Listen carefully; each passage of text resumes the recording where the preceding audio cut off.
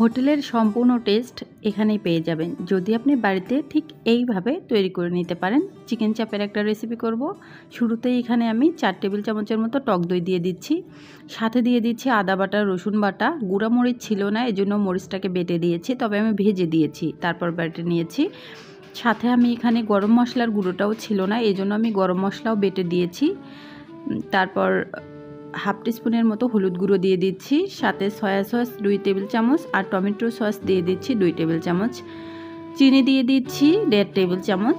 সরিষার তেল অ্যাড করে দিচ্ছি এখানে 5 টেবিল চামচের মতো। এবার হাত দিয়ে খুব ভালো করে মশলাগুলোকে প্রথমে মেখে নিব। সো দেখতেই পাচ্ছেন আমি কিন্তু খুব ভালো করে মশলাগুলোকে মেখে নিচ্ছি। তারপর এখানে পরিষ্কার করে রাখা আমি চিকেন দিয়ে দিচ্ছি। এখানে আমি 600 গ্রামের মতো চিকেন নিয়েছি। এবার খুব ভালো করে চিকেনের সাথে মশলাগুলোকে ম্যারিনেট করে নিব। আমি কিন্তু হাত দিয়ে খুব ভালো করে মশলার সাথে চিকেনগুলোকে মেখে নিচ্ছি।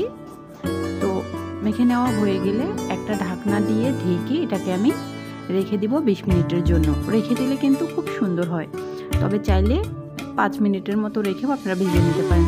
বেসন নিয়ে নিচ্ছি 1/4 কাপ, সাথে ময়দা দিয়ে দিচ্ছি 1/4 কাপ। এবার ময়দা আর বেসনটাকে খুব ভালো করে মিক্স করে নিচ্ছি। যখন খুব ভালো করে মিক্স করে নেওয়া হয়ে যাবে তখন ম্যারিনেট করে রাখা মাংসগুলো অ্যাড করে দিচ্ছি। একে একে সবগুলো মাংসই আমি অ্যাড করে দিব। এবার খুব ভালো করে ময়দা এবং বেসনের সাথে মাংসগুলোকে মেখে নেব। মেখে নিতে নিতে দেখা যাবে কি সবগুলো কিন্তু মাংসের গায়ের সাথে লেগে সুন্দর একটা লেয়ার তৈরি হবে। এইভাবে একবার হলেও চিকেন চাপটা বানিয়ে নেবেন। আপনি যদি এইভাবে বানিয়ে পরিবারের কাউকে খাওয়ান, কেউ বুঝতেই পারবে না যে এটা আপনার বাসায় বানানো। আমি কথা দিলাম একদম হুবহু আপনার হোটেলের মতো টেস্ট পেয়ে যাবেন। অনেক সুন্দর হয় খেতে, একবার হলেও প্লিজ বানিয়ে দেখবেন। এখন আমি এটাকে ভেজে নেব, এই জন্য চুলায় একটা প্যান বসিয়ে দিয়েছি। পরিমাণ মতো তেল অ্যাড করে দিলাম। একেবারে ডুবো তেলেও চাইলে ভাজতে পারেন বা এরকম টাইপের তেল দিয়েও ভেজে নিতে পারেন। একে একে সবগুলো চিকেনই আমি দিয়ে দিচ্ছি। সবগুলো চিকেন যখন দেওয়া হয়ে যাবে আমি এটাকে একদম হাই হিটে ভেজে নেব না, চুলার আঁচ মিডিয়াম লোতে রেখে ভেজে নেব। তাতে করে হবে কি ভিতর থেকেও সুন্দরভাবে ক্রিস্পি হবে। আর হাই হিটে যদি আপনারা ভেজে নেন তাহলে উপরটা দেখতে সুন্দর লাগবে, ভিতরে কিন্তু ততটা ভালো নাও লাগতে পারে। এজন্য একটু মিডিয়াম লো আঁচে রেখে ভেজে নেবেন। সো দেখতে পাচ্ছেন আমি কিন্তু এপাশ ওপাশ করে খুব ভালো করে ভেজে নিচ্ছি। একেবারেই সহজভাবে এই চাপটা যখন তখন ইচ্ছা করলে বানিয়ে নিতে পারেন। তবে একটা কথা বলি, আপনারা যখন বানাবেন চাইলে কিন্তু আরও ছোট ছোট পিচ করে কেটে তারপরেও বানিয়ে নিতে পারেন। হোটেলে কিন্তু সেভাবেও বানিয়ে নেয়, আবার চাইলে একেবারে লেগ পিস অবস্থায়ও বেটে নিতে পারেন। তো আমার কিন্তু ভেজে নেওয়া হয়ে গেছে, এখন আমি এগুলোকে উঠিয়ে নেব। দেখতে পাচ্ছেন কতটা লোভনীয় লাগছে, খেতে কিন্তু দারুণ টেস্ট হয়েছিল মাশাআল্লাহ। সবগুলোই উঠিয়ে নিচ্ছি। তো আমি চেয়েছিলাম যে আর ছোট ছোট পিচ করে কেটে নিব ভেজে নেওয়ার পর, তো সময় ছিল না, এই জন্য এভাবেই দিয়েছি। এখন আমি 1/3 কাপ তেল অ্যাড করে দিলাম, সরিষার তেল। তবে সরিষার তেলে রান্নাটা করার চেষ্টা করবেন, সুন্দর একটা ঘ্রাণ আসে আর কালারটাও কিন্তু অনেক সুন্দর হয়।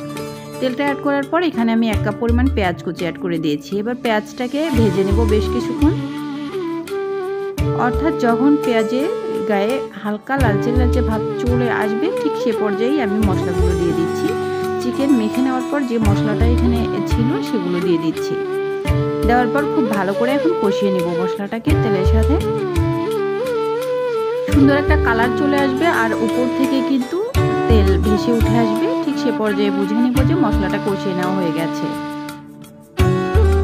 তো এই পর্যায়ে কিন্তু চিকেনগুলো দিয়ে দিচ্ছি, একটু নেড়ে চেড়ে দিব। এখন আমি অ্যাড করে দিব কিছুটা কাঁচামরিচ কুচি। কতটা লোভনীয় লাগছে দেখতেই পাচ্ছেন। কাঁচামরিচ কুচি দিয়ে দিচ্ছি, আবারও একটুখানি নেড়ে চেড়ে দিব।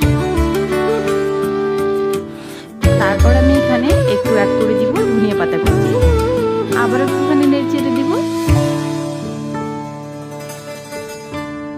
তো এ পর্যায়ে আরেকটু টমেটো সস অ্যাড করে দিব। রেসিপিটা যদি ভালো লাগে তাহলে প্লিজ শেয়ার করে দিবেন। আর দেখার পরে যদি আপনার কাছে মনে হয় যে একটুও ভালো লেগেছে তাহলে একটা হলেও লাইক কমেন্ট করবেন প্লিজ। আর এইভাবে আমার রিকোয়েস্ট একদিন হলেও বানিয়ে খেয়ে দেখবেন, তারপর আপনি জানাবেন যে কেমন হয়েছে। আমার বিশ্বাস আপনার পরিবারের সবাই পছন্দ করে খেয়ে নেবে। তো এখন আমি সার্ভ করে দেখিয়ে দেব। রুটি, গরম ভাত, পোলাও, পরোটা সব কিছুর সাথে কিন্তু জাস্ট জমে যাবে।